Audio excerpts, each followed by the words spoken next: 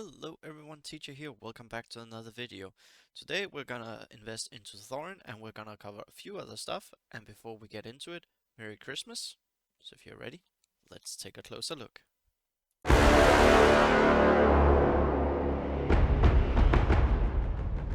So we are here on the dwarf section, and as I just mentioned in the intro, Merry Christmas. And that is because we celebrate Christmas on Christmas Eve, the 24th in Denmark. So that's why this is also why the video is coming out this early. So, but yeah, as I've said numerous times, I'm investing into dwarves and I believe backing up my words. So let's go ahead and invest into Thorin. So, and also I will cover a little bit Glyphs what I feel, but what I mainly need him for is for the Balrog to do some plug and play. Because of Marked, I struggle with that, so let's get into it. And we're just gonna do like this. Boom, there we go. Now, the next thing I might want to do is actually go ahead and say this one right here, because he can inflict weaken. That's a bane on an enemy, and that is actually really good for the cave troll if you ever do difficulty 4. And I was considering what do I want to do glyphs with him. So now I'm just gonna do this for the moment because I only need him to be plucked and played for chapter 4, and then I'll build him up during Christmas and the Christmas holidays. What I plan to do him is, of course, as every dwarf, go to gear 9.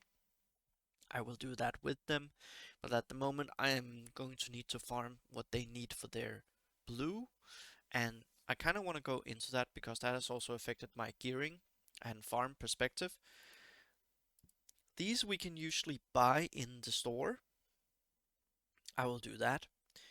Otherwise you have to go and farm them, and they're not with anything specific. So if we go ahead and have a look, it's same to same. Personally, I'm gonna go with the uh, normal nodes because that way I can easier control how much energy I want to invest into them. And since I just got the 60 energy, let's go ahead and show something else that I believe you should farm if you are planning on building dwarves. There are two options. I'm gonna go with my personal favorite, and that is you have to farm Wxi. Now, Dunlin is a 3-man squad, and we could see a way for them to be required for unlocking something. Who knows? It's something no one really invests into. If they release more here, that means people would have to buy and they would have to spend some refreshes to get them done. So I'm farming Wexay. I'm also farming Alreda, but that's for a different talk. But the reason why you want to farm Wexay is because you need the opal. The dwarves need opal, and I believe it's 75 per dwarf you need to get them everything completed. Now there's another option for this, and I will highly suggest you might do that as well. If you are already on it, you should definitely do it. And that's Leliel actually, so I'm kind of sad I never really farmed Leliel up that hard instead of Lomian, because I've heard from many people, but especially I've heard from, I believe it's Thorn 7, who says that Leliel is actually doing pretty good. So in raids, especially chapter 3, she should be doing pretty good there. So that is something to consider.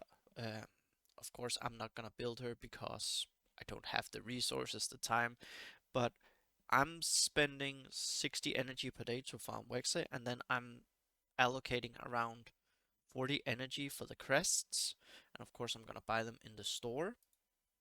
So that's pretty good.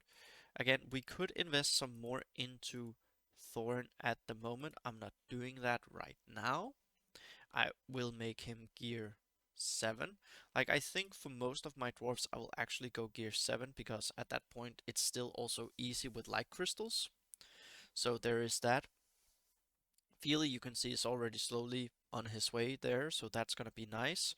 Because Glyphs level 7 you actually get a good amount unlocked, and I believe a full Glyph 7 should be pretty interesting. And speaking of Glyphs, I just want to give you my quick initial thoughts. Again, I'm no dwarf expert. my initial thought is I want to do Bloodlust on every single thing, of course, especially chapter 3. Now, for the other chapters, especially also just in general, I don't believe I will do this. I actually have a different idea. And my other idea is actually go Withering, because Thorin has pretty high damage, he's pretty speedy. So Withering, you deal true damage. That's pretty nice, considering also there's um, overwhelmed everything, and it synergizes very well with my Haradrim, so I can use Withering on Haradrim and my dwarf, so that is a really good thing right there. As you can see, I do have some glyphs up and running. Let's just do this right here. I have some pretty okay ones. This one with damage. I also have one here.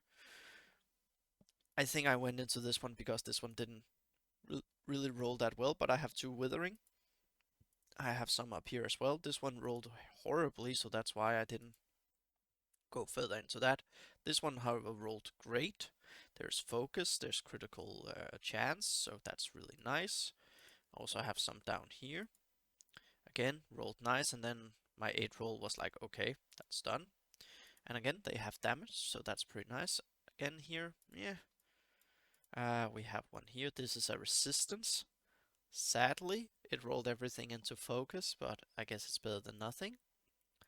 Then I have a damage here. Again, like this one might not be that bad for a critical, so I have some interesting ones. But what I would say, especially for a 5-star and until we have him very high up, I would recommend for the bottom ones, go and do focus, because that's what he's gonna be there for. That's also what I'm gonna be swapping around, just so I have focus. Right now I'm just doing Bloodlust because I wanted to have something on him for this talk. But yeah, to land your Banes on your enemy, you want a lot of focus, because that's what he's gonna be there for. Weaken is gonna be massive. Like, I'll probably do this one next, see if I can wait with this squad until tomorrow, like my last squad, and then I have gold that I can put into him.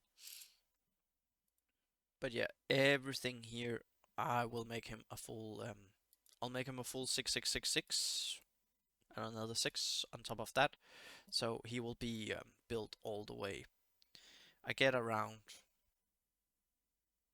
I'm farming Grimpa at the moment for the blue materials, but otherwise I would be getting roughly 100 per day, and that would be so around 2 characters per month I would have available to make full level. So if we do that and we count 2 months forward, because I'm gonna need 2 more, probably around March 1st.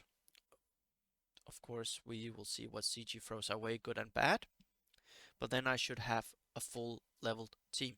I gain around 100 per day, and honestly, doing that math did cheer me up a little bit, because we have the purple material exhaustion, and I have teams that I still want to finish. So knowing that I have that much per 2 weeks was actually really an eye opener, and I really enjoyed seeing that. So I'm a little bit more positive towards my team. I still have plenty of stuff to do. Road to Rivendell. I have dwarves. I have my Gondor Ranger. I have Haradrim that I haven't fully finished. So there's a lot of stuff to do in there, and it's gonna be really interesting. But yeah, Withering, just my quick thought, with maybe some Armor Piercer, or especially for Chapter 3, Bloodlust. Again, Bloodlust is amazing. I hope they did it that intentionally, otherwise I would really hate to see CG nerfing that, because, oh, we didn't expect people to do that. Like, they're shadow buffing, stop doing that, and then maybe we will try to give the raids a fair chance, because I don't believe that is what they had intended for Chapter 3, but if it works, it works. So yeah, Merry Christmas everyone, enjoy the holidays.